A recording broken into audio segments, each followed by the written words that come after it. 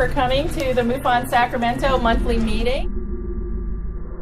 We have a very exciting speaker today. Douglas Dietrich is our presenter today. He is going to be talking about Roswell and the Rising Sun. His background is in document disposal for the government.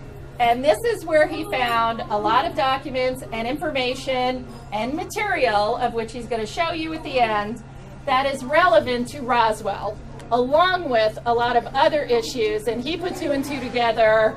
Very complex issue, and after tremendous work, he has narrowed it down to the presentation for today, and it is unlike anything you have ever heard of before. It is impeccably documented. It will make your head spin.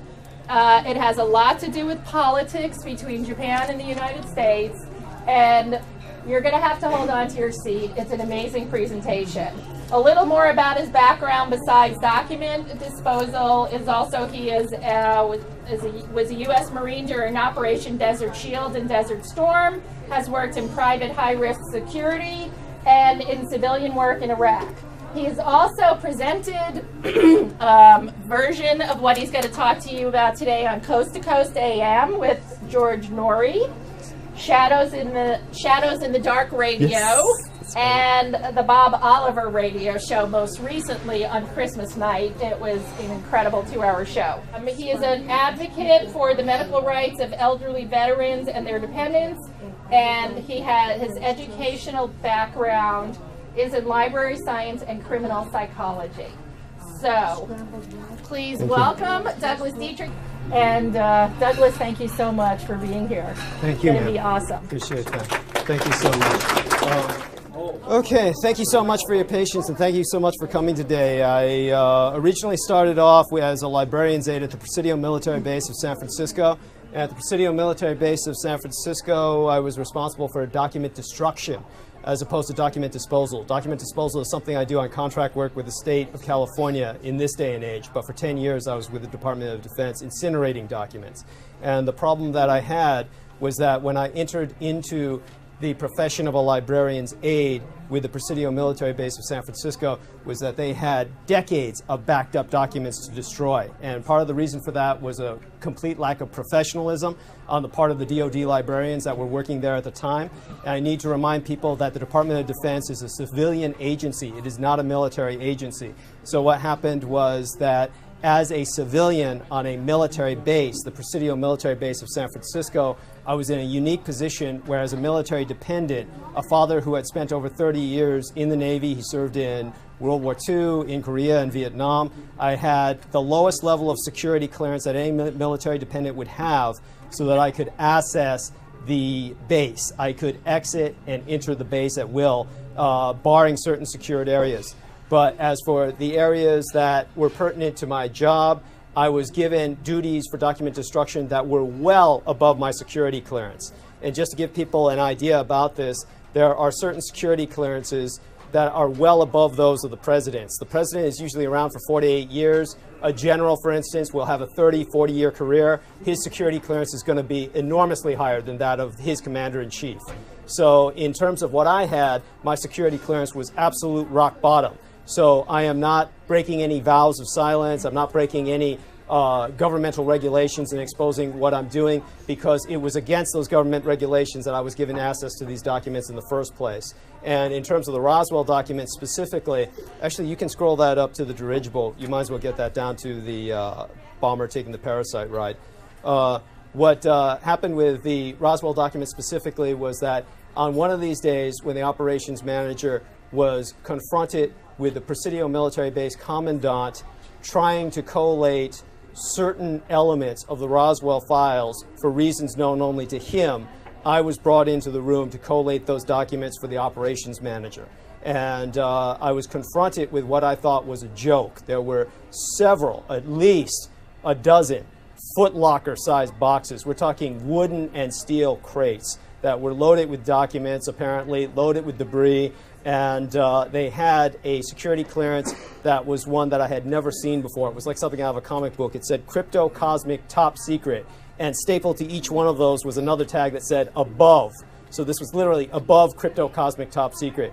So I told the operations manager, I said, I don't have anywhere near the security clearance to deal with these documents. Even if I open these boxes, conceivably I could go to jail for the rest of my life. And of course, his response was, Dietrich, if you don't get to work on those documents, I'm going to tell the MPs on this base that you tried to walk out with some of what's in those documents under your arm, and you will spend the rest of your life in jail. And of course, whatever protest I gave, such as, sir, I don't think, of course his response was, that's right, Dietrich, don't think. You work for the government. And at that point, I'm left with the unlikely task of dealing with something that I never should have seen. Now, by itself, it would never have made too much sense, and it gives me a perspective on Roswell that's extremely different from what everyone else has, not only in the sense of its connection with history in the Second World War, but literally in the sense that everyone else is looking at Roswell as a CSI image. They're looking at it as a forensic laboratory image, where they're looking at the aftermath of a murder scene, and they're trying to piece together the puzzle to find out what happened. What I was looking at it from was the perspective of the murderer. And I was looking at it from the perspective of exactly what happened from the inside out. And still none of that would have made sense without my working with literally reams and reams of documents from World War II for many years beforehand. But what had happened was that at Roswell, we had a huge Japanese superdirigible. And the superdirigible was well over 1,000 feet in diameter. The Japanese had well over a dozen of these operational in 1945. They were based in China. They had on them underslung super bombers. And the reason the super bombers were underslung was so they could get across the Pacific without using a drop of fuel. Once they got across the Pacific, the bombers would disconnect and they could fly at will over the continent of the United States back and forth, using their fuel to expend, dropping biocidal weapons that would have killed an enormous amount of the population. As a matter of fact, biocidals were fairly universal. They could be used essentially as an herbicide. They could be used to kill cattle, because since it was a combination of anthrax, which is originally a cattle disease, witch's brew of various other diseases, some of the biocidal bomb canisters had different diseases inside of them, and each one of the dirigibles themselves had bomb bays. That was a universal feature of all of these dirigibles. We'll show you the diagram later on of exactly what was inside the dirigibles, which was about 8 separate balloons, each about 100 feet in diameter, and one central balloon that was about 200 or 300 feet in diameter. So they had a redundancy system where one of them could be destroyed and would still be able to float home. 2 of them could be destroyed and it could still float. 3 could be destroyed and it could still float. They had an enormous lift. Altogether with its own weight, we're talking about 265, 270 tons. And so it was able to carry the super bomber, several parasite fighters. Some of them were armed with rocket suicide torpedoes. Some of them were armed with cannon, but those were not the ones that were sent to the United States. Those were specifically for use in China, where all of these were developed. But basically, how that pertains to the Roswell incident as people understand it, on Friday, the 4th of July weekend in 1947, William Brazel heard, along with about 500 to 600 audio witnesses, an enormous explosion, so huge that in the middle of a thunderstorm, he could hear this explosion over the thunderstorm. He was not alone in that. Like I said, there were many witnesses.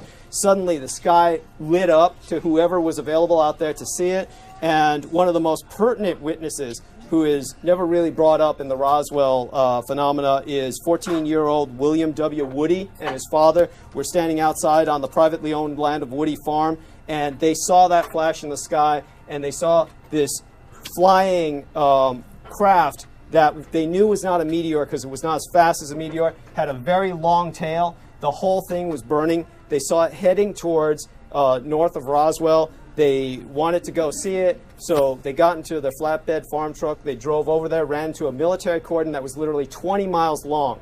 And this is one of the things that blows to pieces any concept that this was an alien craft, because the cordon was pre-prepared. Everybody in the military was prepared for this. This was already something that they knew was potentially going to happen. So the military had a cordon set up. If there was suddenly a crash from an alien craft from another place that occurred like that, there is no way the military could respond that quickly with a 20-mile cordon. There's just too many men to coordinate logistically for something like that. So there was an ongoing test, and I can go into that in a bit. But essentially what happened was then after that, they had a number of witnesses at different areas, and every single one of these witnesses in different areas had a different body site. There were bodies everywhere. And so what happened was when Billy Mack Brazel originally, and that's the name they used inside the documents I dealt with. They kept referring to him as Billy Mack. When he was the first guy to run to the debris field on the Foster Ranch, one of the things that he said with the writing that he saw on the debris was that it was Chinese or Japansy. Those were his words. He knew automatically that it was Chinese or Japanese writing. So he was later intimidated and beaten and told never to say anything like that again. And later on, what happened was the young boy who escorted him, he had a young boy escort him to another, his name was D. Proctor. He was Willie D. Proctor was his middle name, and so Proctor was his last name. So Proctor escorted him pretty much the next day, and that's where they found the bodies and basically an atomic bomb. What they found was an object that was essentially the Fat Man. This is the kind of oval-shaped object that was fused shut with all of the burning that was not radioactive, and it didn't explode because it was just fused shut by the burning. All of whatever its internal mechanisms were pretty much fused shut by the intense heat that was caused by that thing blowing.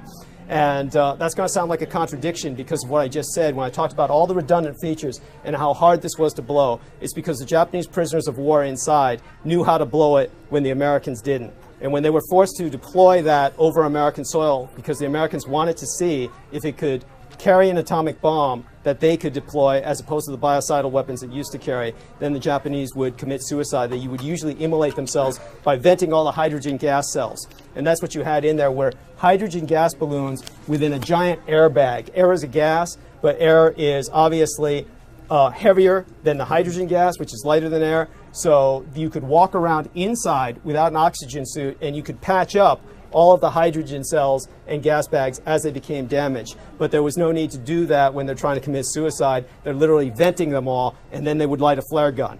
So the whole thing went up much worse than the Hindenburg, worse than anything you can imagine. The very suction of that firestorm in the air sucked up several bodies that were carried away with the burning dirigible miles north to Corn Ranch, which is where Ragsdale and Trudy Truelove saw the bodies and the crash, along with several archaeologists.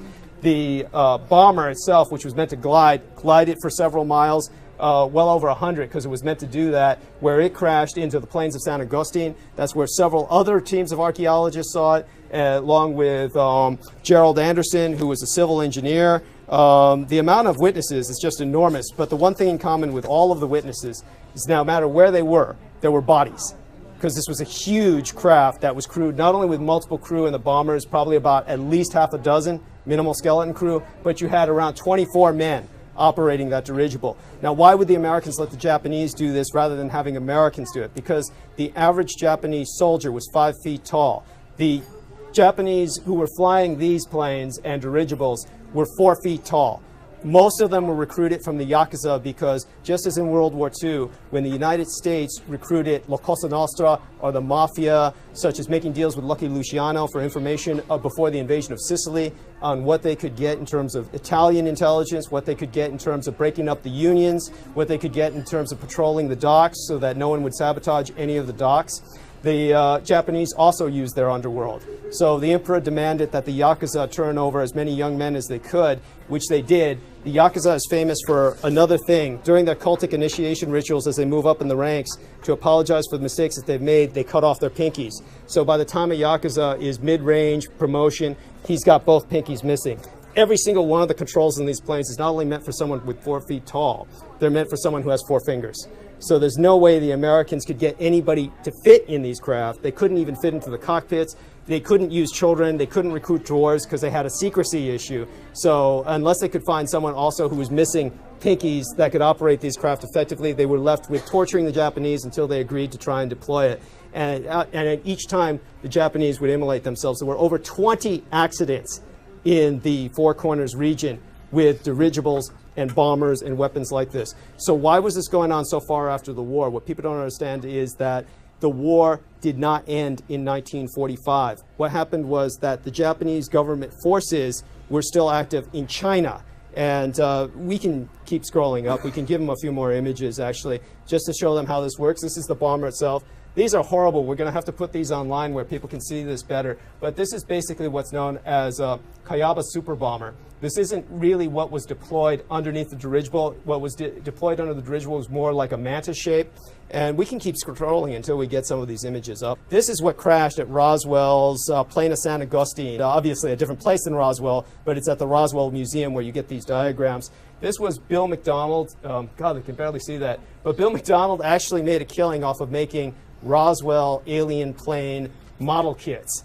And all of them are based fairly accurately on what was seen by the witnesses of these crashes after the wings sheared off, various parts of the craft broke off, and again, what all the witnesses report, they would describe people with small eyes, pronounced small noses. They would describe all of these very bald-looking little men, and the reason for that was static electricity. Every single one of these crew members remembered the Hindenburg. And what happened on the Hindenburg, one of the theories of why it blew up was because the mooring line was cast down and the static electricity discharge went up to the Hindenburg and literally set it aflame. And the static electricity discharge you get when you rub your feet together and you touch a doorknob is 70,000 volts. But it passes by so quickly through your body that you don't feel it. But with something like that, the static electricity is just enormous. So all of them had shaved hair, every inch of their bodies except their eyelashes.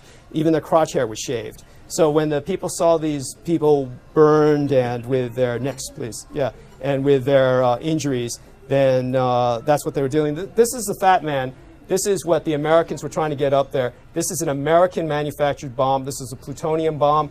This one was actually an Axis manufactured weapon, what we know as Little Boy. What it was made to do was fit in the fuselage of a medium bomber. If you stripped everything off of a medium Axis bomber, German, Japanese, or Italian, you could fit the Little Boy in there. And it was meant for that kind of delivery system.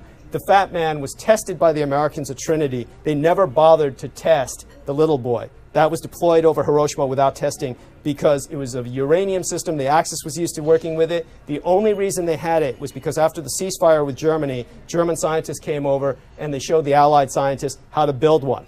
Then the German scientists sabotaged it. So by the time it got over to Hiroshima delivery site at Tienan Island, it started to fall apart. When they opened up the back of the plane in which that was being transported, the physicist who was there to observe it disintegrated. So all of the men on Tienan Island had to get together all of their metal filing cabinets, every piece of sheet metal they could find. They had to box it in. They had to get guys in there and try and resort it wearing asbestos suits as best as they could. Probably all of them got a huge dose of cancerous radiation. And then Alvarez, who was the physicist in charge of Tienan Island, had to load it with polonium, like sticking nitrous oxide in a race car engine just to get it to work, because he knew it wasn't going to work. It was going to be a dud. When it got over to Hiroshima, then you can forward that. When it got over to Hiroshima, the explosion it produced atomic-wise was extremely small compared to what an atomic bomb could do. Despite all of the human suffering that it caused, which must never be forgotten, this was strictly terrorism. It did absolutely nothing to the Japanese war machine. Just like 9/11, no matter what happened to the Twin Towers on 9/11 or how many people were terrorized, how many people suffered, the American war machine didn't feel a thing. It was the same thing with Japan. This was a general who was basically in charge of the vast majority of the Japanese armed forces. He was in Hiroshima. He was directly under the blast. He survived. And he went to the emperor and he said, "It's nothing. We can take it and we can keep this war going." And the emperor agreed. And at that time, the Americans were still ready to drop the plutonium bomb. Now that worked much more effectively. That was a much larger explosion because it was all American manufactured. There was no opportunity for Axis scientists to sabotage it. But it was too late because at that time the bunkers were dug so deep that the real militarily valuable weapons that were being manufactured in Nagasaki continue to be manufactured. If you could go forward. So this is Area 51, what used to be known as Tonapa Air Base, but it had a different name from Area 51. Area 51 is simply part of Tonapa Air Base as it was at that time. That's a Russian satellite photo, but the Japanese knew where it was because they knew the Americans were developing jets there. Just to give you some comparison of what was going on, the Germans squeezed out hundreds of jets. The Japanese actually were able to squeeze out thousands by the end of the war. The Americans produced 4.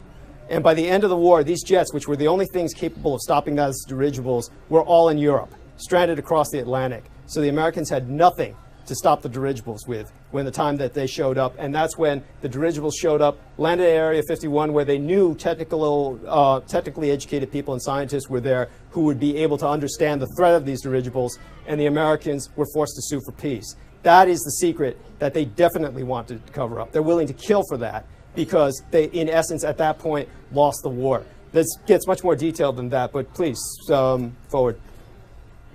This is the emperor where he was signing the documents to build more bunkers. He himself was in a bunker many times throughout the war. He often left his bunker and was never harmed because he was able to move in and about throughout most of Japan, survived all of the firestorms, survived all the bombings. We could switch to the next one. And this is what was being produced under Nagasaki. This is underground plant, UG plant. The Americans knew it was there because of the wastage that was piling up from underground. So the Americans knew Nagasaki had an underground plant. This is what it was like underneath that underground plant. This is one of the men that was running it. All of these were used to build bombers which were capable of reaching New York City from Tokyo. They were, anyhow, if we could go forward. All of these older women were working in those bunkers. They had been working there for years, so they were skilled, they knew what they were doing. After Hiroshima was bombed, Hirohito's intelligence pretty much told him that Nagasaki would be next because it was a major manufacturing facility. So he gave the orders to the munitions factory managers. He said, move the older woman up. All the young girls up there who are less skilled, move them down. And so they reversed they never questioned it because it was the emperor, but I'm sure they wondered because the young girls were less skilled. They didn't know exactly what they were doing. They hadn't been at it for years. But by doing that, he saved 250,000 young girls because they were underneath that bomb blast when Nagasaki was bombed. They never even knew the bomb went off. They were safe down there, and they were still manufacturing the Patsies, which were the planes that were capable of reaching New York from Tokyo. Okay, next, please. And this is what I'm talking about. This is the original Ki-77. It had two different code names to confuse the Americans.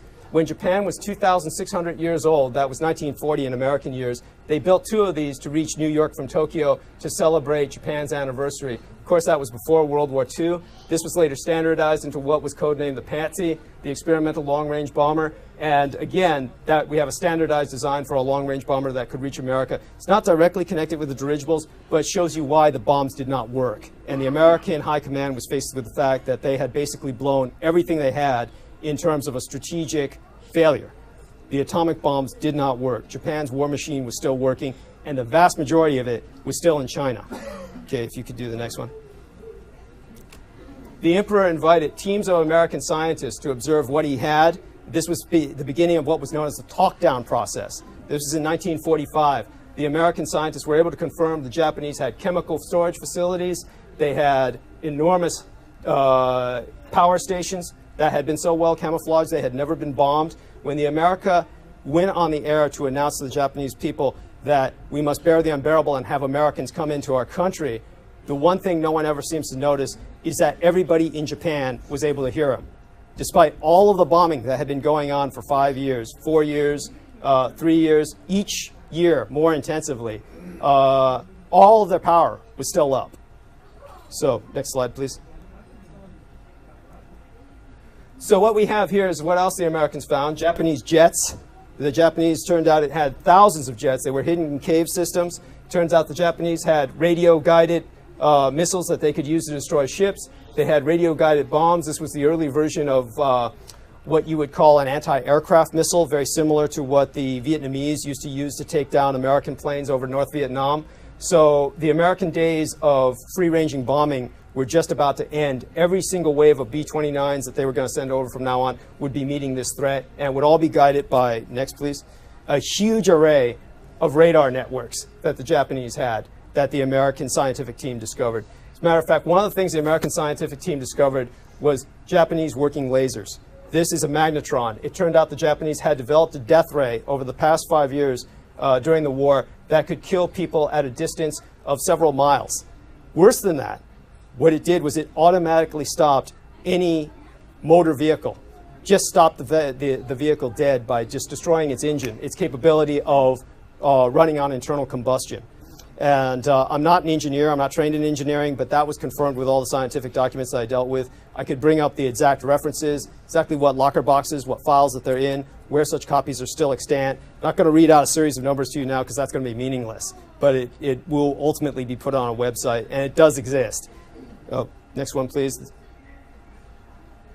Now, unfortunately, this is a misplaced photo. What it was supposed to show was an American carrier that was loaded with Japanese planes, bringing them back to the United States. But this is when Americans actually began to appreciate Japanese technology and bring it back to the U.S. to reverse engineer it. This is a Japanese Zero that has been repainted with American colorings. This is a Japanese Betty bomber repainted with American colorings. These are just the conventional weapons. So, of course, they were drooling over the really sophisticated weapons. But you're left with a conundrum. Hirohito's choice was he could actually deliver these weapons and create massive destruction in the United States, in which case Japan would be a third world nation again. Here was his conundrum. He's funding at this point his private war.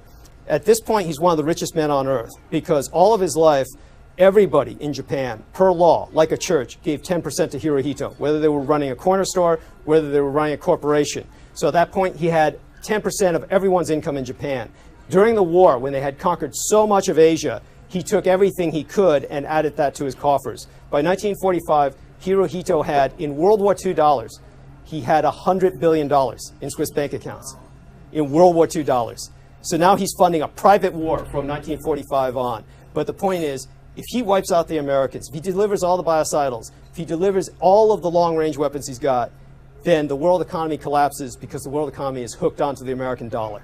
So if he collapses the world economy, all of his money in the Swiss bank accounts is worthless. And Japan is back to being a starving third world nation all over again, which is the reason why it went to war in the first place.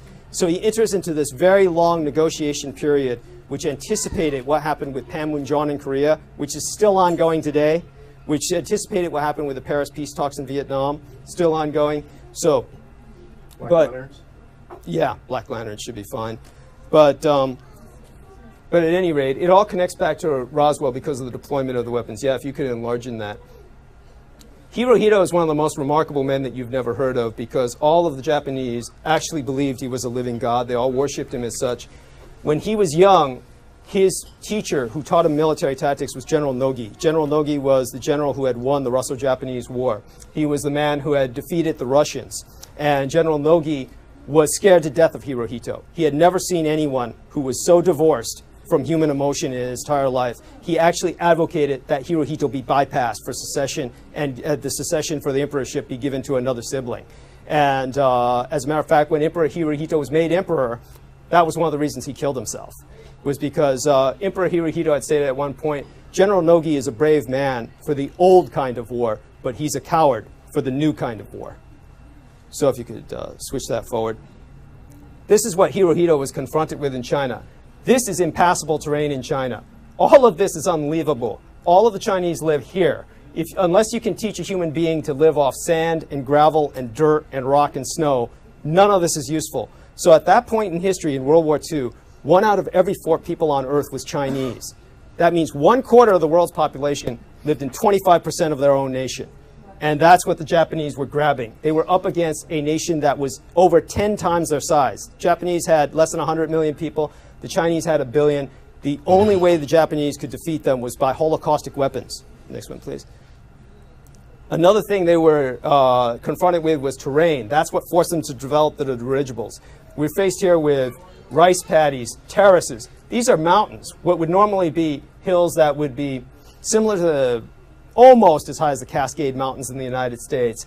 All of them are terraced, every inch, to cultivate every inch of land. These are fish ponds where the Chinese were going fish to eat. They would walk across these little stretches of land between these fish ponds that they would raise.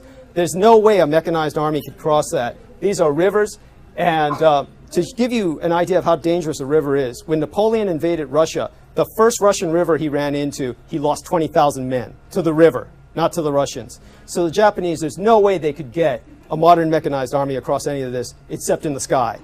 So the next one, please. This is one reason why the Japanese built such small tanks. The Western world call them tankettes. These are horrible pictures, but you can see there's a Japanese officer riding on top of a tankette. The tankette is almost like a motorized wheelchair. They'd get stuck in the mud. They'd get caught in ditches. It's very hard to get them charged like that because there's very few open levels of land like that in China. This is a Caucasian soldier looking inside of a Japanese tankette. He has no hope of ever fitting in there. If someone ever stuffed him in there, he could never get out. To give you an example of this, this is why American and Australian and Western prisoners of war died at 7 times the rate in Japanese prison camps than they did in Nazi prison camps, was because by the Geneva Convention, the Japanese were obligated to give prisoners of war half of what their soldiers ate in the field.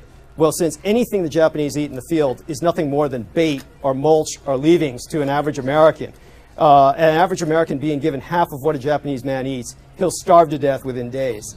And that's what happened to most Americans, most Australians, most Westerners. They couldn't eat the Japanese food, and they just died. Next. This is what they were faced with in terms of cities. These are Chinese walled cities that were built during the Warring States period. They're almost impregnable. The average Chinese person, if you take a look at these walkways, there's no way you can get traffic through here. Many of them would have a central square, and the Japanese would drop from the dirigibles a tank into the central square, which then the men would use to hide behind when they're advancing. But the point is, how do you get in there? It's up by air. To give you an example of what I'm talking about, though, about why this made it ideal for the use of biological warfare, because people might ask, well, with 1 billion people, why wouldn't the biological warfare spread and kill everybody? Because one of the things they were confronted with was the Chinese person of those days, well into World War II, would live and die. He'd be born, live, and die, all within 10 miles. He would never leave 10 miles of where he was born. He or she would just grow up in these walled cities, on a farm. There's no roads for them to travel anywhere else. So there's no danger of the disease spreading. That's what made it an ideal testing ground for the disease weapons that Hirohito was developing. It needs to be emphasized that Emperor Hirohito was a marine biologist, but he had an interest in the air. This is him visiting Britain in 1920. And in 1920, he was impressed by the fact that there were only 2 nations in the world that didn't have an air force. All of the major powers, Britain, even minor powers, Romania, Hungary, all of these powers, Italy, Germany, they all had air forces. 2 powers in the world didn't have air forces, the United States and Japan. What the United States had was a U.S. Army Air Corps, and it had U.S. Naval Aviation, but there was no Air Force. The Japanese had naval aviation, and they had an Imperial Japanese Army Air Force, but there was no separate Air Force. Hirohito was convinced by Admiral Onishi, the father of the Kamikaze Corps, he was convinced by him to develop a covert Air Force. That's where the symbol of the black sun comes in. If you ever see Japanese weapons, you can move it forward.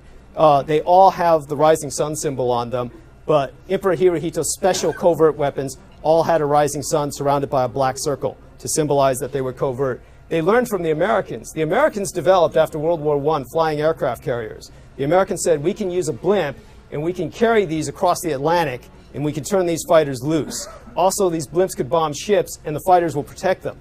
So the Americans had the naval airship program in which they were literally, these are all models of those ships because not all those ships are extant, but they all belonged to the Navy because they were meant to cross the ocean. So this is why the U.S. Navy has bases in the middle of Iowa and Kansas and out in the middle of nowhere. If you ever see a Navy base out in the middle of a landlocked area and you say, why is this Navy base here?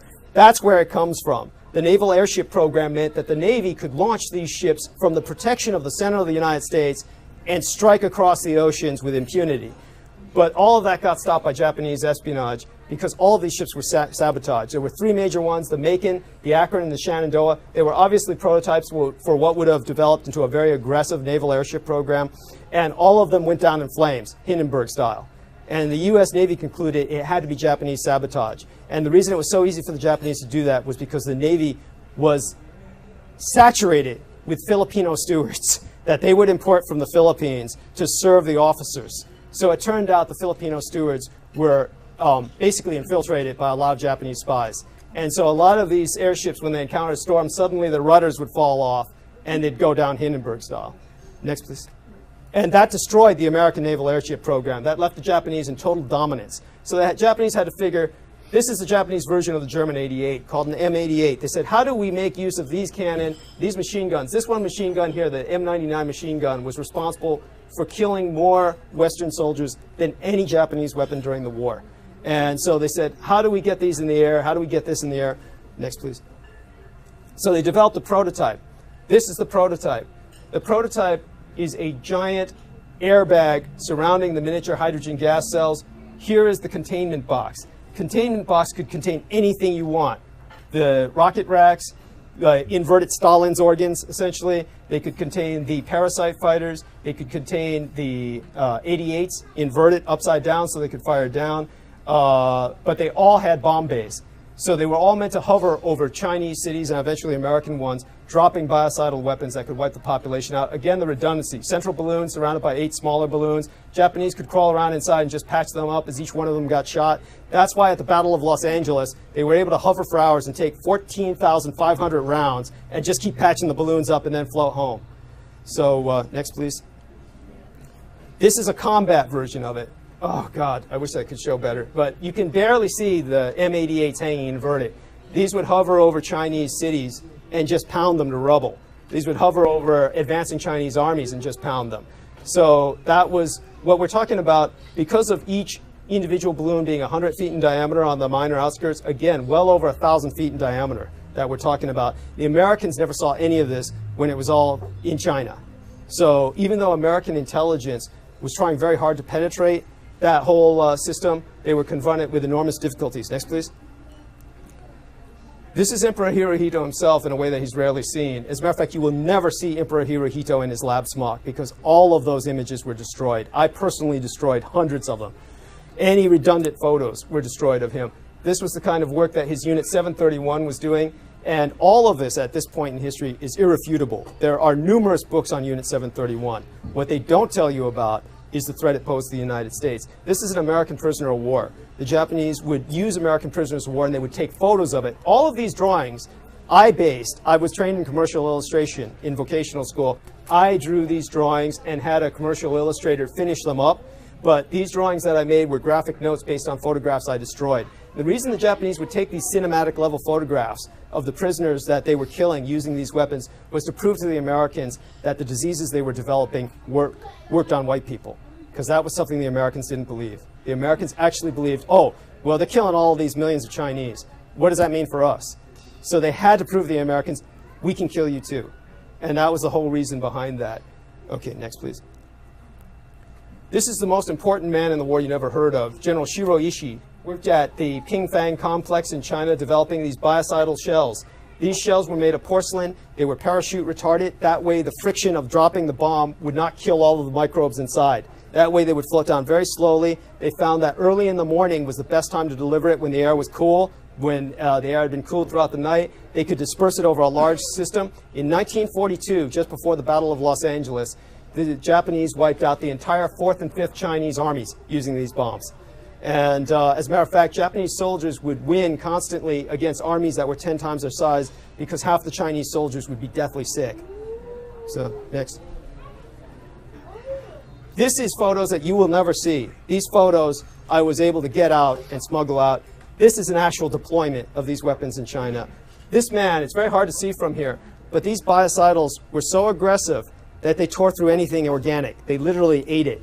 His clothes are disintegrating off of his body while he's collapsing. This is what would be left, the calcium, all in a very short period of time. We're talking about an organic agent that's devouring through any organic fibers.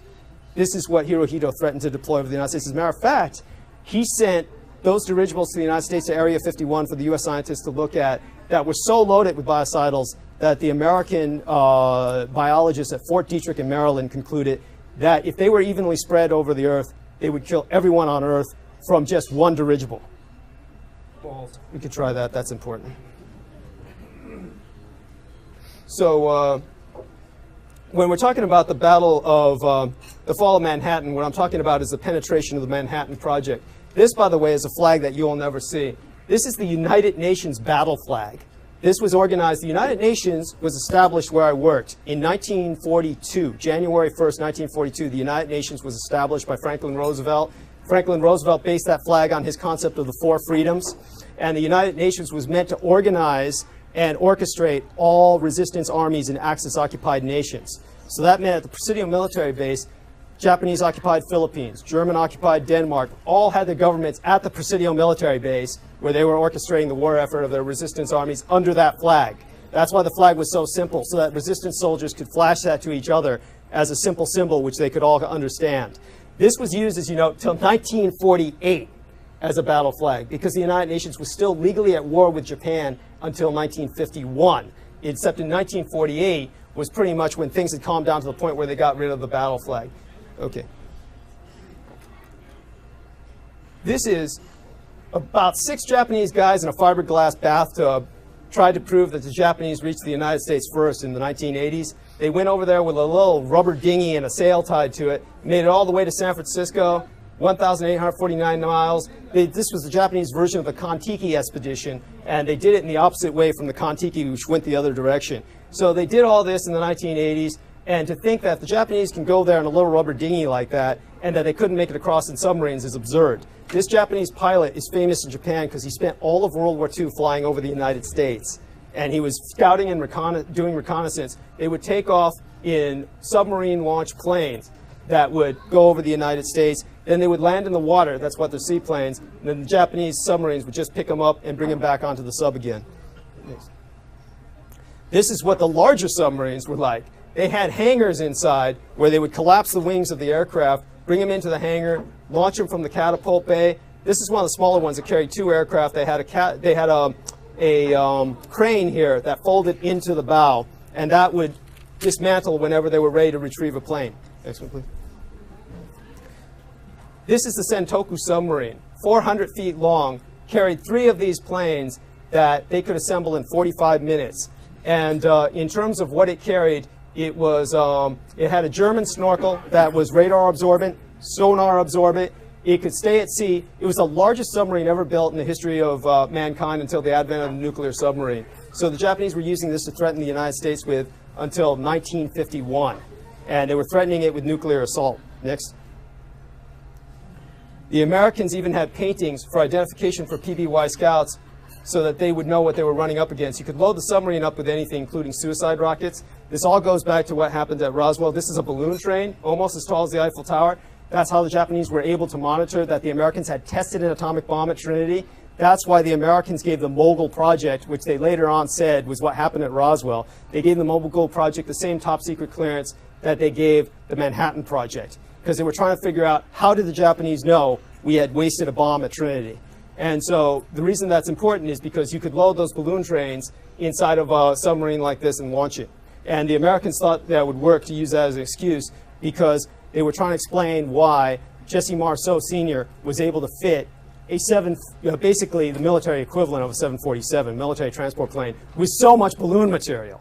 So they were using the Mogul as an excuse. These were balloon bombings that took place all over the United States. These were duds, the ones that failed. This is a Japanese map of World War II. And they were starting firestorms so they could monitor the smoke and figure out how to use the winds to direct their larger dirigibles. These are Japanese prisoner of war camps. These Japanese prisoner of war camps where the Americans took Japanese prisoners of war did not open until 1945. So every single one of these Japanese soldiers brought here was here after Americans thought the war was over. And they would be there for years.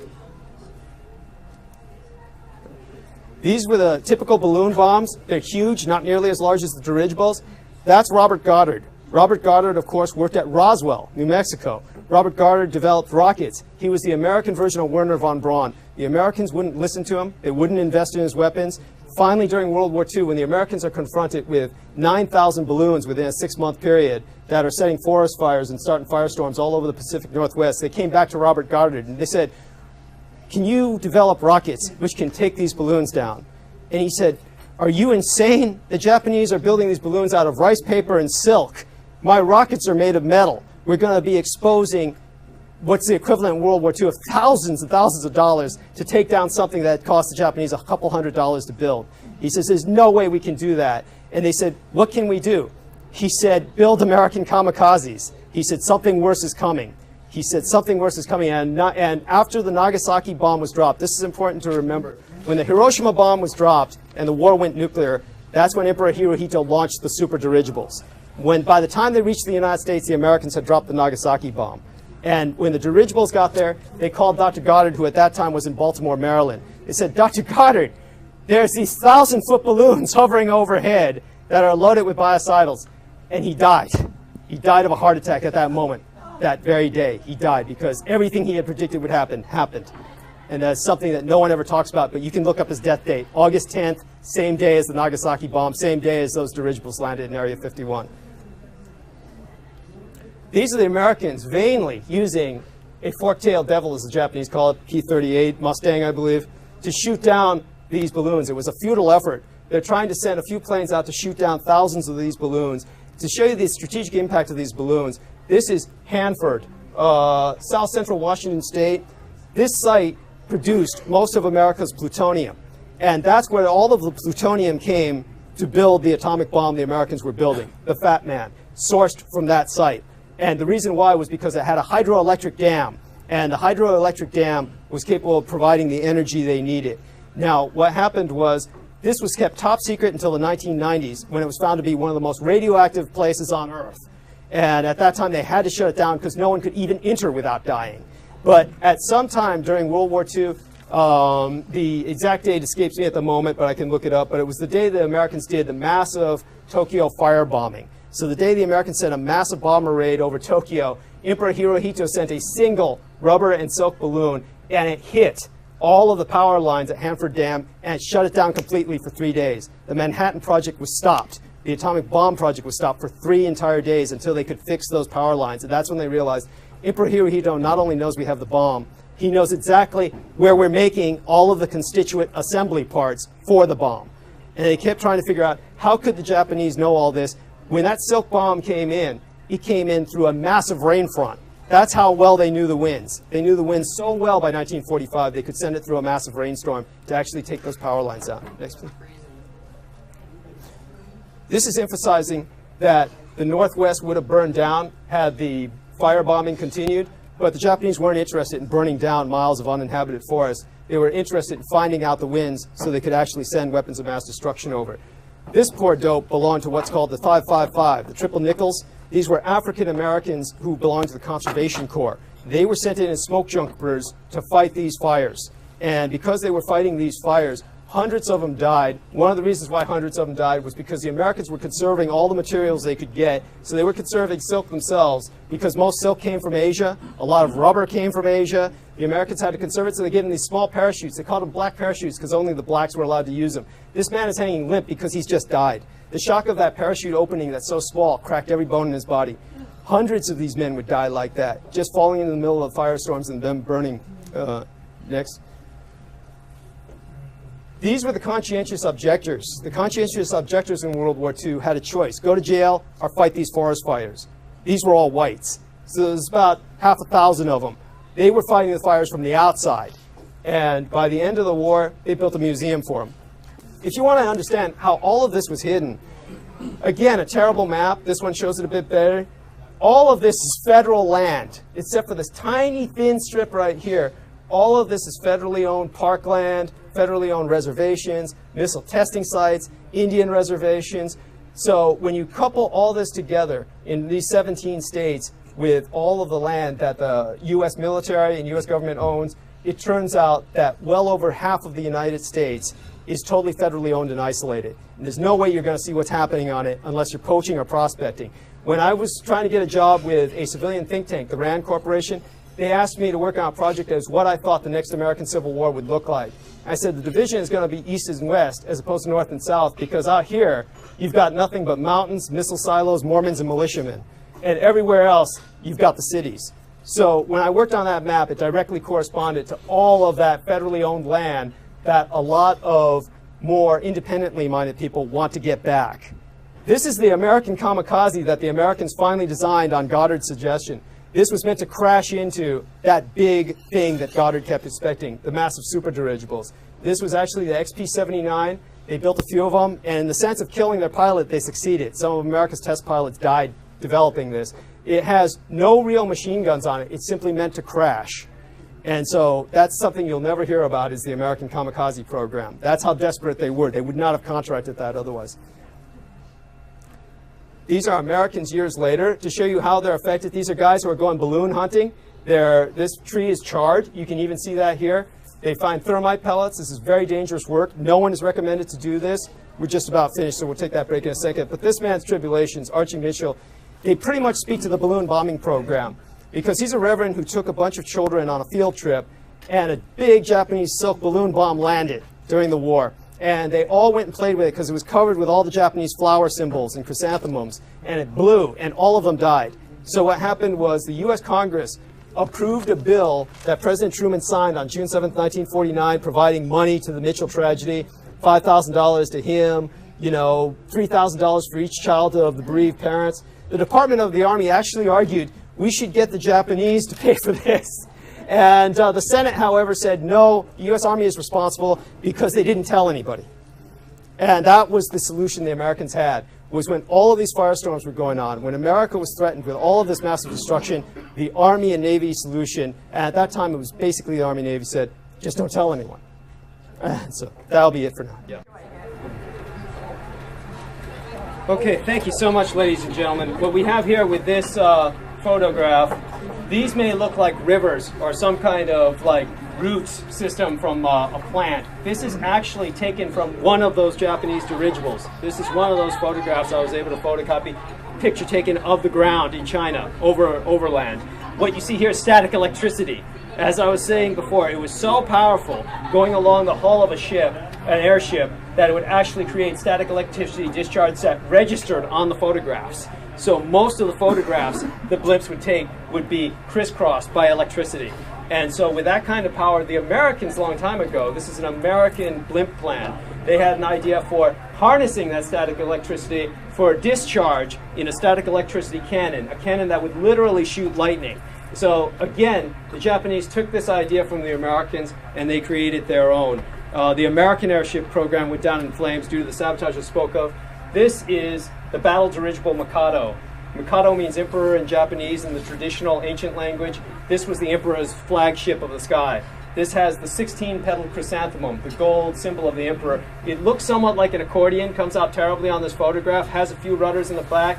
Mostly it's a flying skyscraper. We didn't have time to insert any Japanese planes nearby to give it scale, but you're talking about something that is very high, probably, like I said, we had over 1,000 feet in diameter for the dish-shaped blimps. This is about 1,000 feet high, at least. And it's folded like a Chinese or Japanese lantern, so they could actually collapse it and hide it in a bunker and hide it in a cave system. So when it inflated like that, filled with a hydrogen gas, then you've got so much surface that the static electricity discharge was enormous. This is the plasma cannon they developed, the center line that runs all the way along the base that Emperor Hirohito was able to discharge literally bolts of lightning. The performance, however, was erratic at best. So he couldn't get the air to behave the way he always wanted it. So it had a very poor performance. That brings us to the Battle of Los Angeles eventually, please. And so this was the Emperor's control room. It's very difficult to see these. What you have here is a hex grid system, because what I was doing was tracing blueprints.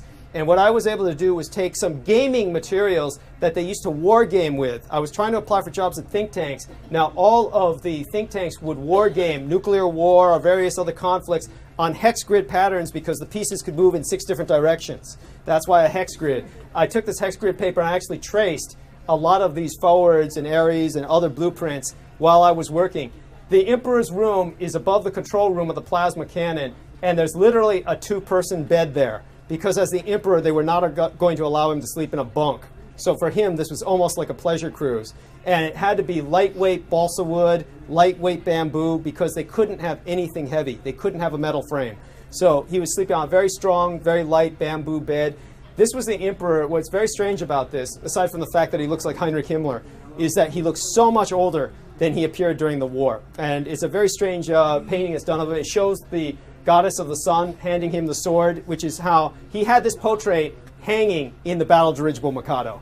And that was a favorite portrait he had of himself because it showed himself as an old man in uniform.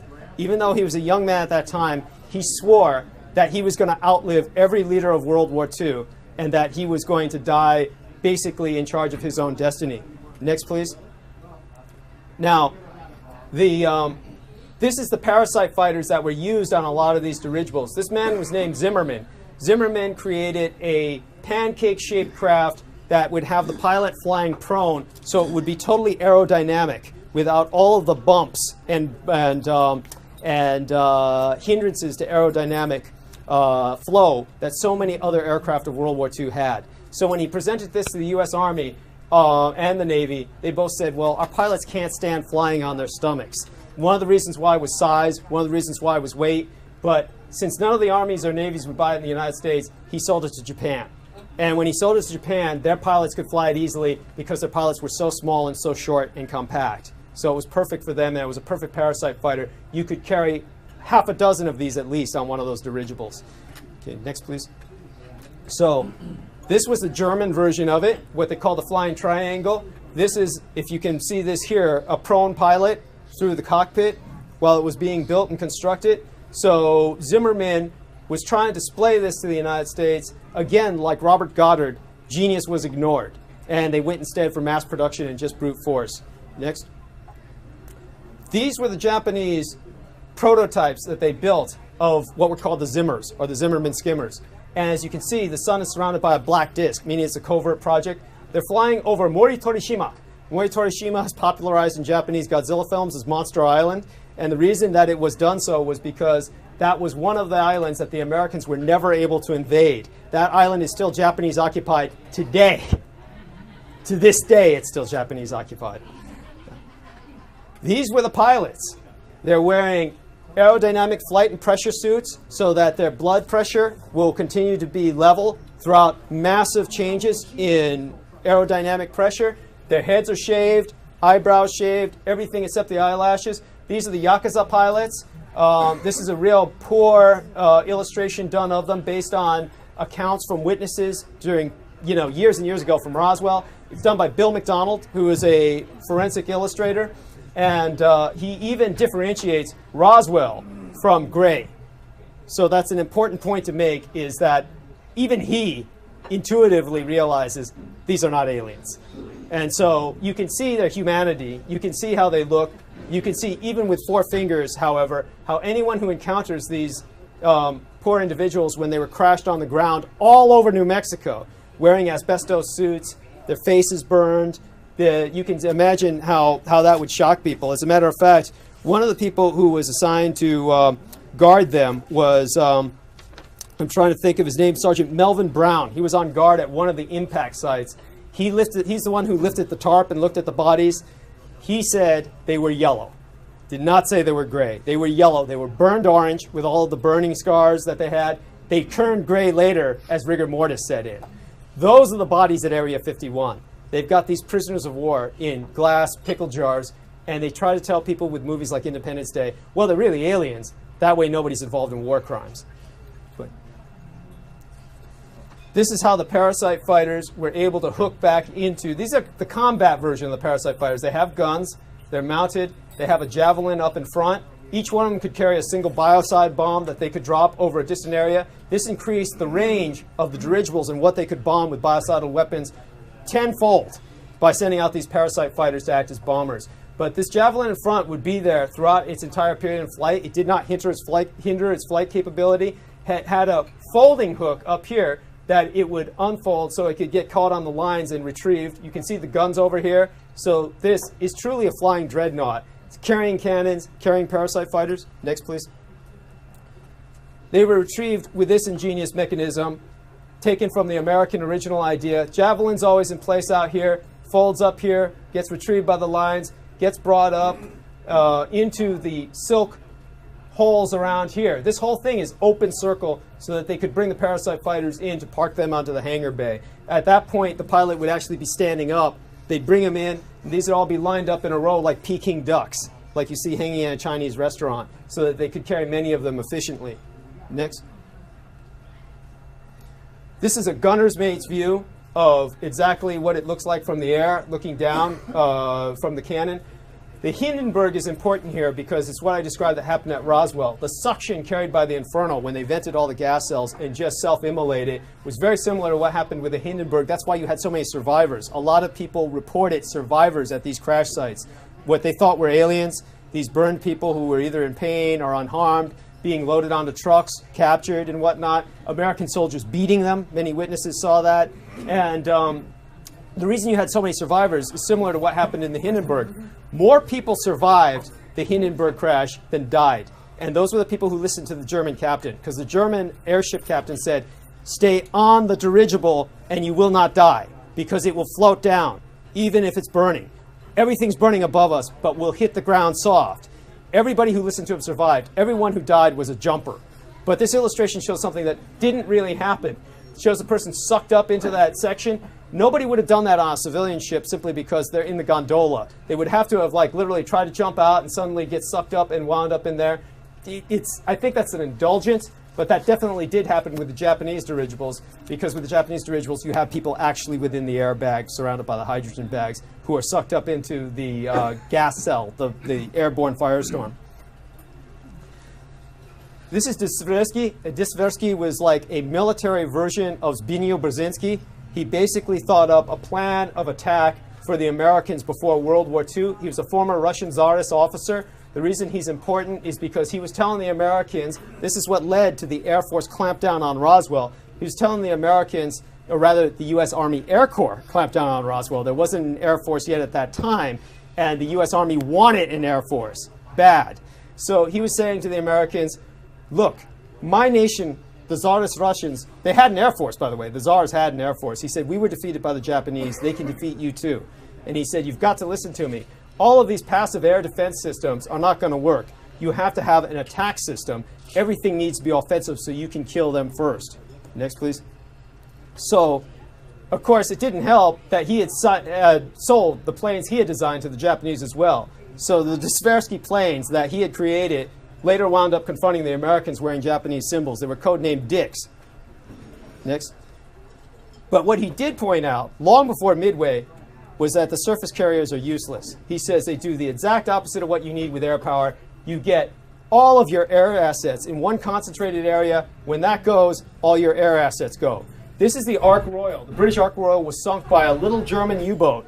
And when that went down, a huge amount of trained airmen, sailors, everything went down with it. He said, we need an Air Force. He said, you need an Air Force controlled right in the center of the United States so no one can sink it, and you can send all of your bombers out to attack. Sorry about that. But what's interesting about that is that you see on this map that he drew is that there's nothing towards the Atlantic, and it's all projected towards Japan. And since this book was published before World War II, the Japanese took that as a direct threat and a warning. Next, please. He also proved, this is the kind of nerve center he was talking about. You've seen it in war movies. He proved that all the bombers that get through don't get through on speed. Later on in the 50s, because the V-2 rocket technology was still new, still slow, they used to build those delta wing bombers and fighters. And the reason they built them delta wing was because at that point, the planes were faster than the rockets. So they thought, we can outfly the rockets just by building a fast enough plane. But in his day, that wasn't the case. You needed firepower. That's why the bombers were surrounded with ball turret gunners everywhere they went. And so they were able to muscle their way through. So he said, since it's the firepower that carries a bomber through, the Japanese are going to be sending something with a lot of firepower, just like we've seen in the dirigibles. His answer was develop a long-range interceptor.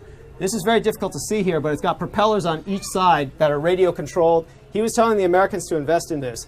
Again, a case where the Americans just weren't listening. And that's why the Americans had nothing to throw up against the dirigibles. In World War II, they fielded a football team that was all offense and no defense.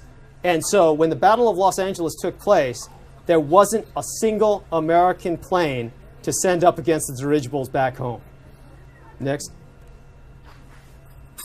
This is what the Japanese were using over the Battle of Los Angeles. Not those sophisticated parasite fighters that I was showing you, because that was developed later in the war. They were using the same stuff they used in China. Probably their equivalent, very similar to a biplane. No oxygen tank. The pilots can fly only to a certain altitude. Mostly the dirigibles had to go low so that they wouldn't kill the pilots from lack of oxygen. That's why the Battle of Los Angeles, everybody was able to see them hovering overhead with so many witnesses. And after the Battle of Los Angeles, when the Emperor lost several of these planes, he knew that the Americans would be able to reverse engineer them and know their weaknesses. So all of these planes, that entire class of planes, was retired to training duty. And that's when he brought in the flying pancake-shaped Zimmers. The Battle of Los Angeles itself, all these beams hit in this area.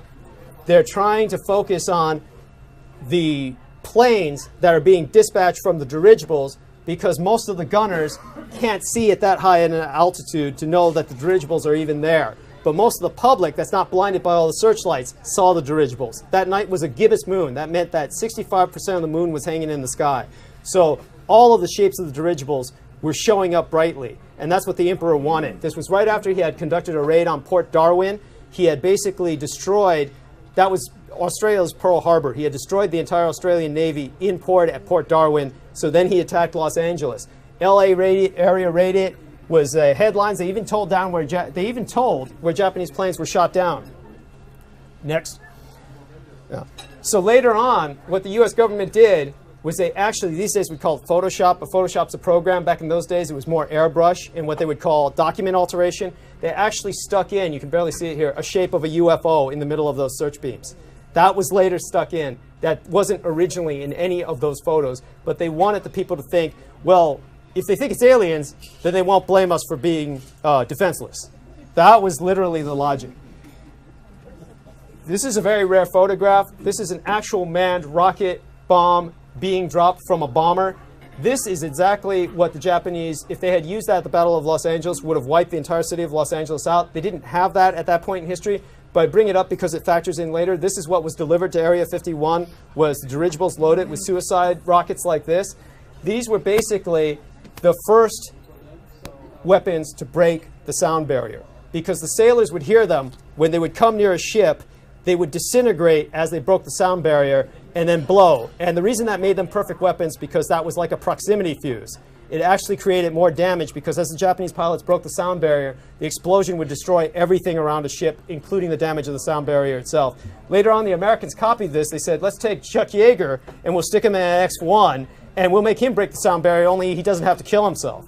And so that was how the Americans got that idea. It's really lame, but you know, that's one of the things that was done there.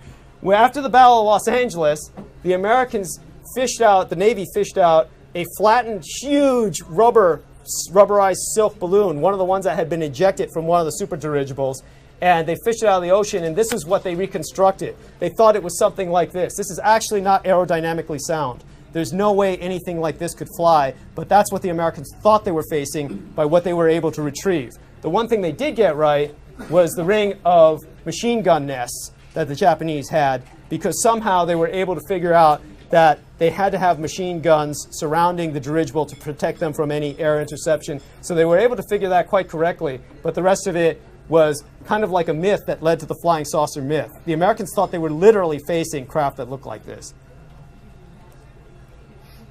And with the Los Angeles film now, the Battle of Los Angeles, again, they're trying to push the alien theme and tell you, well, it was aliens, and that way no one ever thinks that America was ever attacked on its own home soil.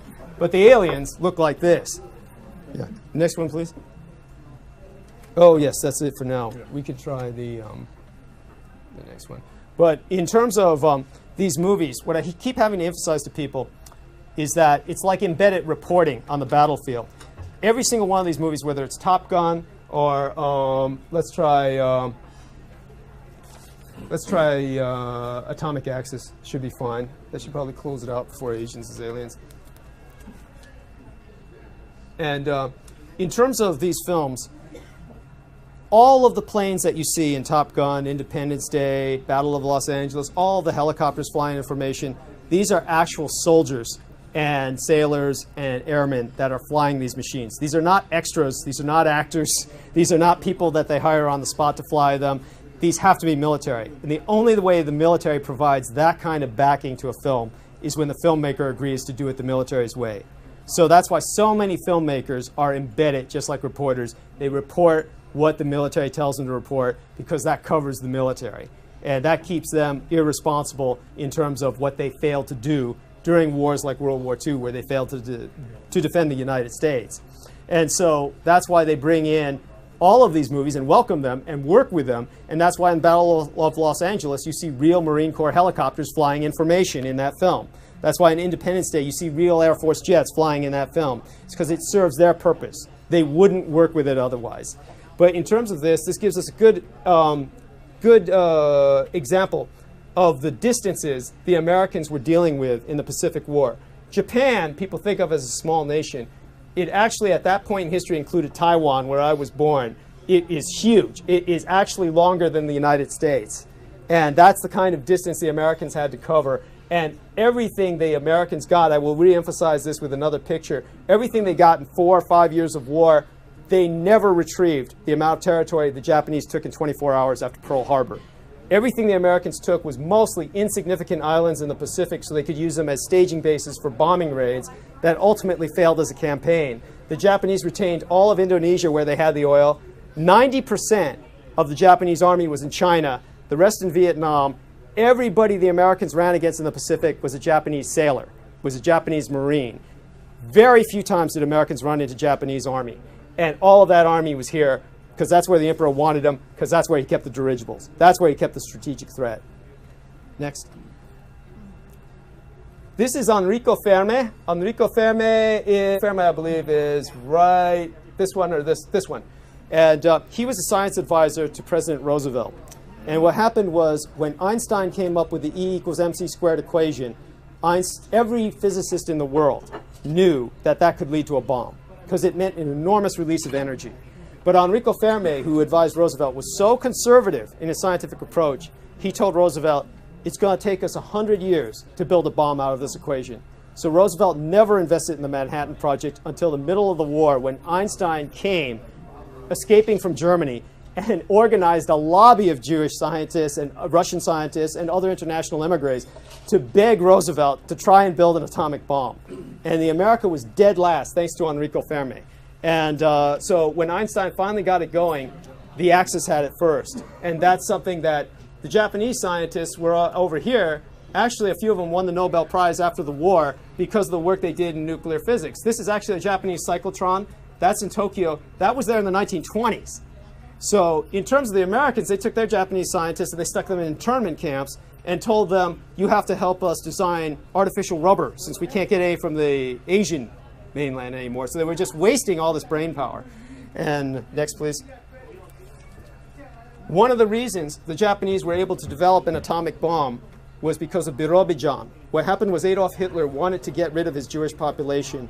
So before America and Germany went to war, he was able to get the Japanese to accept 1 million Jewish emigres. They were all resettled here, and you can look this up. It's called the Jewish Autonomous Oblast. It still exists today. You will not find it printed on any single American map. It is only on maps if you look it up on the internet. Jewish Autonomous Oblast, still a buffer state between the Soviet Union and Manchuria, or China today. But at that time, because the Japanese accepted these Jewish immigrants, many of them were physicists, engineers, scientists, the Japanese were able to get them to help with building a Japanese atomic bomb at Konan Complex, known as Hungnam in Korean. That's in North Korea. And at that juncture of rivers, 3 rivers, the Yalu, the Chosen, and the Fusang, the Japanese were able to dam those rivers and create so much power that that was the largest industrial complex in all of Asia in World War II. It generated so much electricity that it literally equaled 1/3 of the output of the entire nation of Japan. And with that, more than that, it was next to uranium ore deposits. So the Japanese were able to build atomic bombs, and they exploded one very close to that on August 12th. That was after Nagasaki, because Emperor Hirohito wanted to show the Americans he had a nuclear teeth, that he had bite for his strategic deterrence. Next, please. These are the Germans and the Japanese exchange program of uranium. This is why the Axis was able to develop a standardized uranium bomb, the little boy type shape. These are German, these happen to be Japanese visiting the Third Reich, and these happen to be Germans visiting Japanese-occupied China. But their exchange program was aggressive and enormous. This was the Japanese nuclear bomber program. This is a redundant image. I've showed you this before. But this was the long-range type of plane that they had to deliver nuclear weapons. These were actually built in the 1920s and 30s when they started working on Einstein's equations. This is the Ki-20, and the Ki-20, the Germans, it was so huge that the Germans built 2 of them. The Japanese built 6, which shows you how serious they were about this. That's what kept the Soviet Union from attacking throughout the war, until the late war around 1945 after the Hiroshima bombing. Then the Soviet Union declared war on Japan. Until that time, these 6 bombers kept the Soviet Union at bay. This is the closest concept that we have to a lot of the Japanese super bombers, was the American Northrop Flying Wing, similar in shape and weight, carrying capacity. Next. This was the Japanese version of it, again starting with small prototypes and getting larger. So what we're going to talk about now is the American attempt to reverse engineer so many of these Japanese technologies and what finally triggered the Roswell incident. This is Seversky's book, Victory Through Air Power. Again, published before World War II, he said, as far back as 1929, General Billy Mitchell wrote that Alaska is within striking range of any place in the Pacific. So that's why Alaska was so important to the American infrastructure and why the Americans wanted to bomb Japan from Alaska rather than invade all through the Pacific. This is a kind of sketch he made. This is how we can take down the Japanese octopus. Again, this was done before the war. We can take it out just by attacking the heart of the beast. This drawing provoked the Battle of Midway.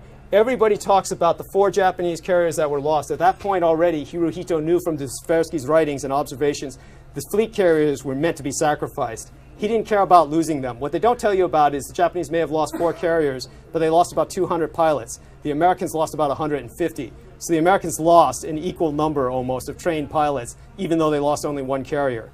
So the Battle of Midway was no victory because of the enormous expense in training a pilot. What they never tell you about is this. The top part of the Midway is the most important part. They never show that in the films. The Japanese invasion of Alaska. They bombed Dutch Harbor, they landed Marines in Alaska, and they occupied it for the next 3 years. These are Japanese Marines in Alaska. The Americans amassed a huge fleet to try and get them out of Attu and Kiska.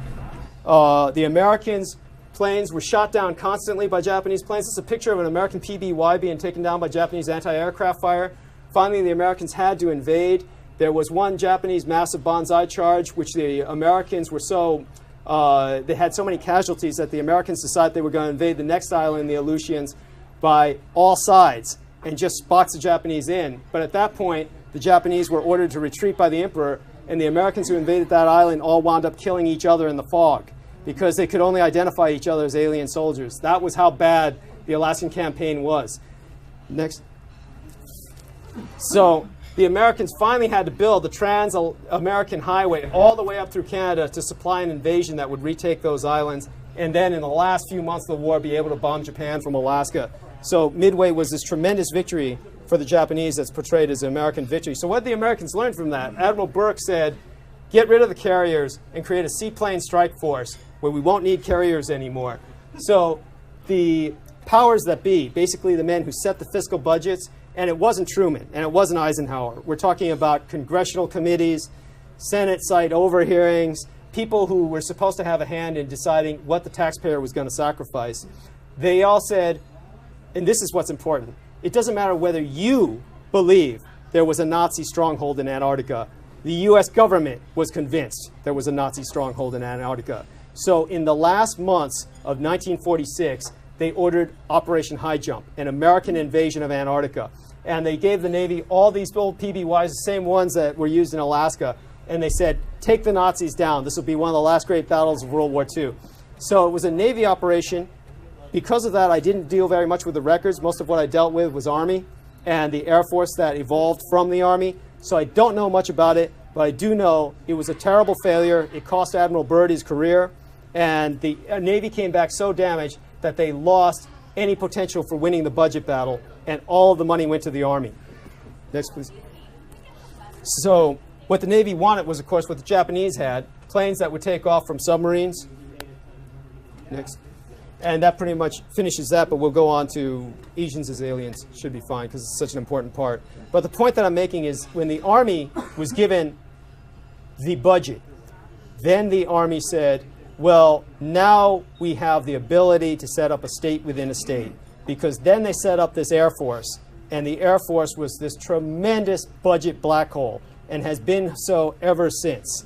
The entire, as a matter of fact, on the same day as Roswell, when Roswell took place, the, let me check out what his name was. One of the colonels, Blanchard, it was Blanchard over at Roswell Army Airfield. It was not an Air Force base at that time, it was Roswell Army Airfield.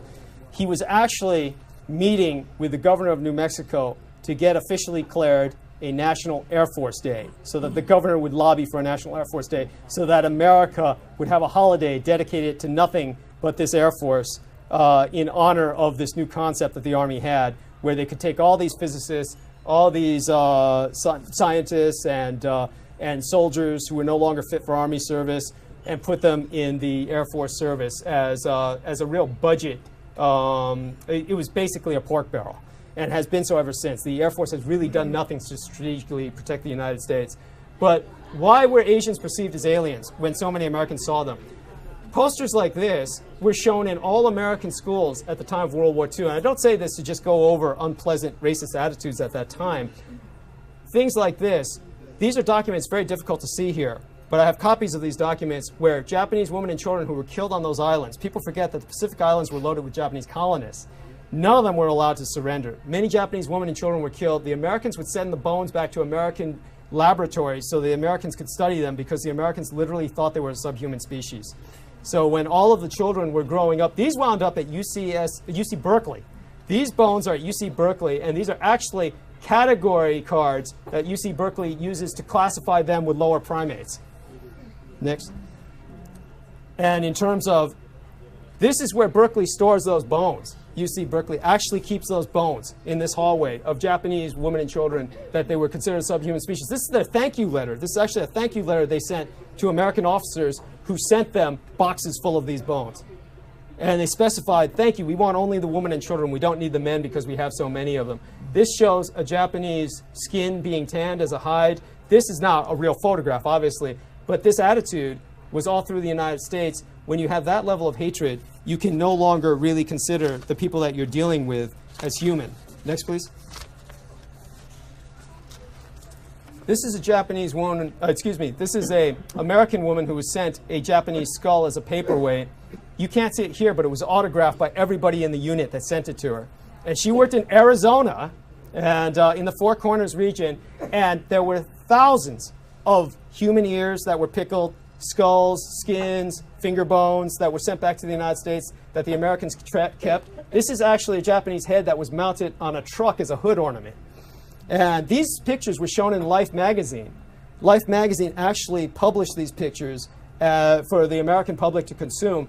Anybody who has that level of callousness, the one thing we can say about the Nazis was they ran their Konzentrationslager, or concentration camps, covertly. Many concentration camps were actually outside of Germany. They had to create an entire second army, the SS, to carry out the Holocaust, as opposed to the regular army. The Americans, with regular troops and regular citizens, put everybody who was of Asian descent, who was suspected of being Japanese, in internment camps, had displays like this openly. It was all agreed to by the American public. Those people were revoked of their U.S. citizenship. When you get to that point, then at that point, nobody you're looking at is human when you see them. When you see an actual ethnic person of that other race, you think of them as alien. To give you an example of this, Otabenga was a pygmy, and this photograph is in a textbook that was about anthropology. Otabenga, this poor pygmy, was stuck in the New York Zoo as a primate. And so the Americans considered him a lower primate. And my grandfather actually went to see him at the zoo, and they used to throw him peanuts. And this was a portrait of a Japanese man as a monkey. The reason this is important, there's thousands and thousands of racist cartoons like this. What makes this special? What makes it special is that was published in 1945, long after the surrender. So the propagation of hatred was still ongoing. This is Asian Sambo. This is just all of the typical Asian stereotypes taken to their extreme. The almond eyes, the pug nose, everything is just taken to its extreme with that. This is Buck Rogers in 1947. These comics were issued at the same time the Roswell accident took place. They actually are dated. It's very difficult to read them, but they're dated 1947. So the Buck Rogers comics show the granddaddy of all alien grays. And he's going around on a different planet. Buck Rogers is fighting him. For some reason, his daughter happens to be a sexy Latina. And Buck Rogers is over here killing all these Asian-looking aliens. He's calling them gooks. That's the funny thing. It's 1947. He's referring to all these Asians as gooks. Why? Because the war is still pretty much legally on until 1951. This is the... This was in the 1980s. You can't see it very well here, a red Japanese sun symbol, the sun disk. You've got, again, the no-nose, the buck teeth, the Asian ornaments. These are Superman, Wonder Woman, Batman, all being threatened by this alien menace. This is the 1980s, and they're showing United Nations flag in place of the Iwo Jima flag. And the reason this is so important is if this level of dehumanization is still going on in the 1980s, how do you expect people in 1947 to interpret what they see in front of them as a human being when they see a 4-foot burned individual with no hair. And that's what's so important with that. I think that's pretty much it. And we might have another section with some other photos. There should be. Yes, this is basically the punchline. We'll cover this in 10 minutes because it's so important, because a lot of people are not going to understand what does he mean by the war still legally going on. If you could enlarge in that. By the end of the war, as soon as the Hiroshima bomb was dropped, the Americans were confronted with the fact that for the first time in the Pacific War, they're going to have this many Americans facing this many Japanese. Until this point in the Pacific War, the Americans outnumbered the Japanese in every single battle 3-1. You're fighting on islands that are literally 400 yards across at their choke points, with men killing each other with knives. And suddenly, for the first time in the war, if they're going to hit the Japanese home islands, they're going to be overwhelmed. So Hirohito said, how do I get the Soviets in Asia to counterbalance the Americans? He took all of his heavy tanks out of Manchuria and moved them back to Japan, to Tokyo. The Soviets saw their opening, and that's when they invaded, which was exactly what Hirohito wanted. This says right here, General Prince Hiroshima, and he was one of, I'm mispronouncing that terribly right now because I can't read that well, but at any rate, it says right here, commanded the Imperial Japanese Army following Japan's surrender. This is a photo from the U.S. Army. Credit, U.S. Army credit. What does that mean? After the surrender, he commanded the Imperial Japanese Army, basically because the war with the Soviet Union continued. They tried to invade Hokkaido, and then it continued with the Americans. So what was going on at that point, the Japanese appear on the battleship Missouri. They've got no swords to surrender. Any official surrender ceremony the Japanese partake in, they always surrender their swords. The Americans were selling tickets. You don't sell tickets to a surrender, you sell tickets to a circus. What's more is they had a courier fly all the way from Washington, D.C. with a special flag. If you look up any photo of the battleship Missouri where you see that flag, that courier spent 120 waking hours traveling thousands of miles to bring that flag to hang over that ceremony. That flag is flown backwards. It has 32 stars. Every single one of the stars is upside down. At that point in history, the United States had 48 stars. It did not have 32, excuse me. So they have a backwards flag, 32 stars, all upside down. Why? Because it's not a legal ceremony. Next.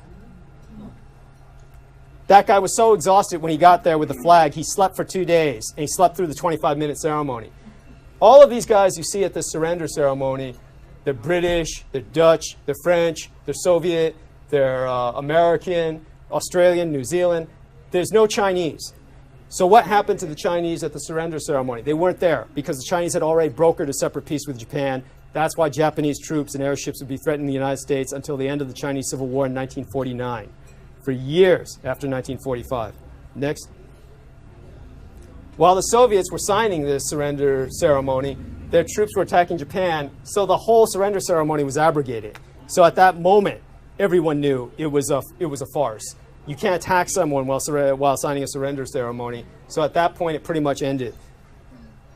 This was one of the last battles of World War II where the Soviets were trying to invade Hokkaido and take the northern island. The Japanese defeated them soundly, and here's why. The Japanese had Navy tanks. They produced several hundred of these, and the Americans kept wondering, why did the Japanese build these amphibious tanks and we never ran into them once in the Pacific War? Because all of them were up north. And finally, that's what the Japanese tanks were confronted with. Basically, poor Soviets who were wearing lifesavers and paddles trying to reach the islands. And that's why the Soviets were massacred. They were able to get into Manchuria, but he stopped them in North Korea basically by blowing that bomb. As a matter of fact, the North Koreans, all of the atomic bombs that the Americans are constantly trying to negotiate with them about, are built from those factories left by the Japanese. And this is so important. This is Hirohito and MacArthur staying together. MacArthur was considered by the American High Command to be the Emperor's general and a Japanese stooge. Here's where Emperor Hirohito is paying Japanese laborers to say, pray for MacArthur's successes of presidential elections. We, the Japanese people, want General MacArthur as the President of the United States.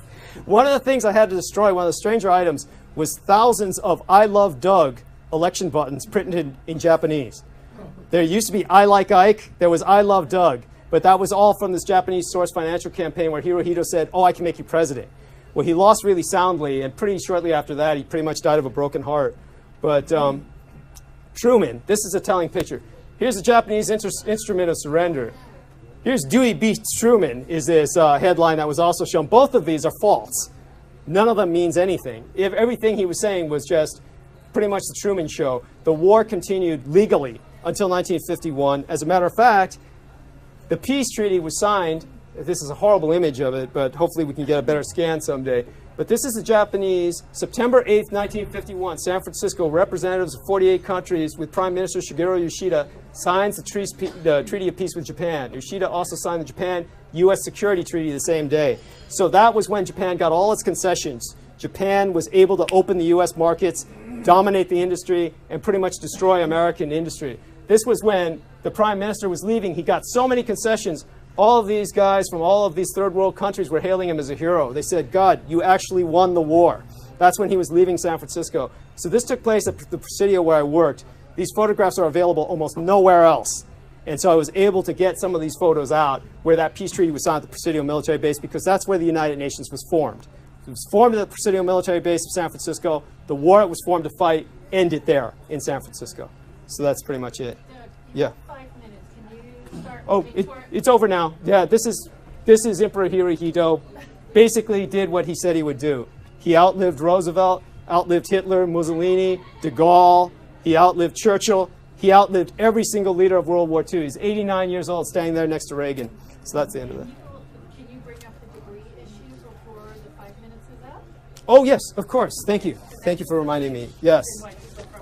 So this was the debris that I was able to abscond with from the Roswell documents. So the reason that this is important is because this would be the equivalent. Historically, physically, you could never have, say, for instance, a piece of the atomic bomb. But the atomic bomb, because it disintegrated on impact, is not the kind of weapon you can show a piece of debris from. But with this weapon, which was essentially part of the dirigible that crashed over Roswell, that basically brought the war to a close, that forced the Americans into suing for peace and forced them later on into concessions after 5 years of talk down. This vehicle, I don't know whether it's a part of the dirigible's framework, whether it's part of the bomber or one of the parasite fighters, but you're certainly welcome to hold it. I'll get the gloves out. The only problem is because it's paint, I don't want to damage it too much, but this is, what's so important about this is I offered this to Hakui City in Japan to bring back to the Japanese people, and so they invested $50 million in this. And thank you for bringing that up, because it is important to close with this. And what happened was that during that period of time that I was doing that and working with Teleport USA represented the Hakui City's banking and investments in Los Angeles, of all places.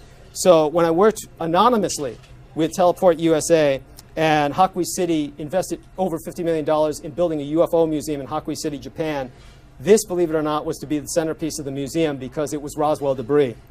And when they did that, the Americans launched a disinformation campaign. It started with Art Bell, and pretty much in November 17th of 1995 is when they announced about the UFO museum on Ken Schramm's town meeting. That was ufologist Robert Dean, and he announced it in the United States that the Japanese would open one in July of 1996. They'd open that museum. And then what happened with that was the Japanese offered this tourist package. They offered a convention. They wanted speakers there. Spectrographic analysis was going to prove that this was earthbound, because the spectrography of stars and galaxies throughout the universe proves that they all have the same elements we have on Earth, but to a different degree. So spectrographic analysis is like a fingerprint. You can tell if something is extraterrestrial. So during that period of time, on April 18th, 1996, while we were negotiating with Japan, Art Bell got Art's parts sent to him anonymously. And Art Bell received real Roswell parts with a disinformation letter saying it's all aliens, they were all from outer space. Linda Moulton Howe came back with the results on May 19th, 1996. It was pure Japanese aluminum. That was basically Art's parts. And that was announced on the air. It was announced on the web. But it was part of a huge demotivation campaign, and was part of a campaign which led to political problems where Japan had to send this back to me.